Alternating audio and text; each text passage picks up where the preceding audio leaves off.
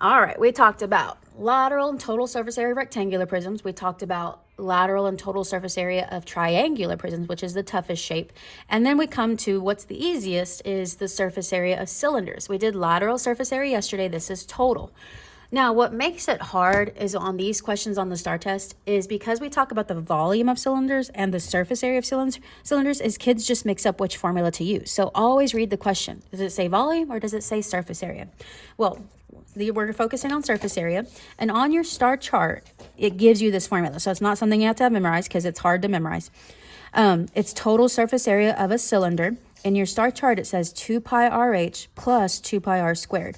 Where this comes from is 2 pi r is the same thing as circumference for a circle, which is the same thing as perimeter for rectangles and triangles, so that's why it has its own formula.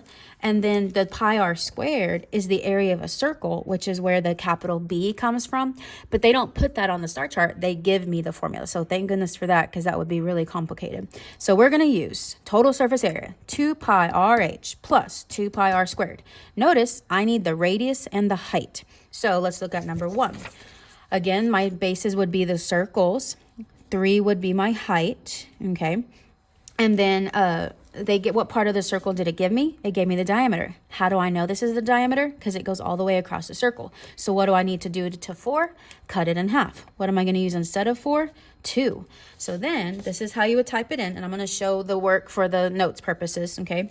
2 times pi times 2 times 3, because that's 2 times pi times r times h, plus 2 times pi times r squared. Looks crazy, right? But all it is this formula with the numbers in there. So I'm going to type in 2 times pi times 2 times 3 plus 2 times pi times 2 squared. Crazy? You only mess up if you type it in wrong. We're going to go to the, let's go hundredths, which is 2 numbers after the decimal, 62.83, and then units squared, since we're still talking about area, okay? Number 2, repeating those steps. 7 is my height, okay? What part of the circle did it give me? It gave me the radius this time. How do I know that's the radius? Because it goes halfway across the circle, so I don't need to cut it in half. So let's type in our formula.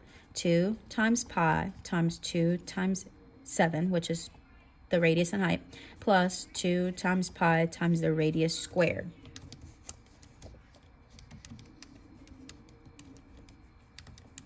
And so 2 decimal places. This one has a 9 trick, so it's 113.10 and units squared. Okay, and then you just repeat those steps. So this time they gave me the diameter, so I do need to cut the 6 in half and use 3 instead. 2 times pi times the radius times the height plus 2 times pi times the radius squared. Let the calculator do that mess, because wowza.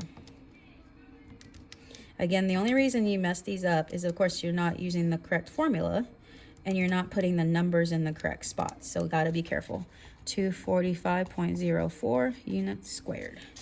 Number 4, 10 is the radius because it goes halfway across the circle, so I don't need to cut the 10 in half. The height is 7, so 2 times pi times 10 times 7 plus 2 times pi times 10 squared.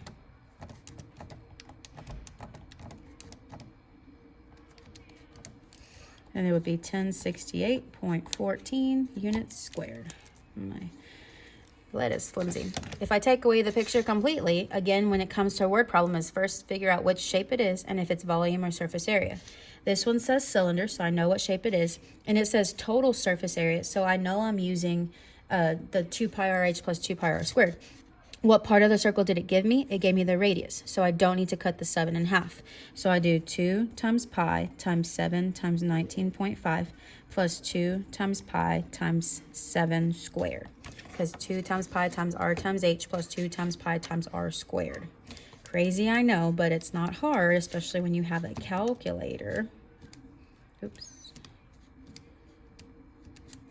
And so my answer is 1,165.53 feet squared. This one says a soda can, which doesn't tell me what that is, but a soda can is a cylinder. It gives me the diameter, so I'm going to cut the 3 in half, and we're going to use 1.5 instead. And then it says it wants the total surface area. So that's 2 times pi times 1.5 times 6 plus 2 times pi times 1.5 squared.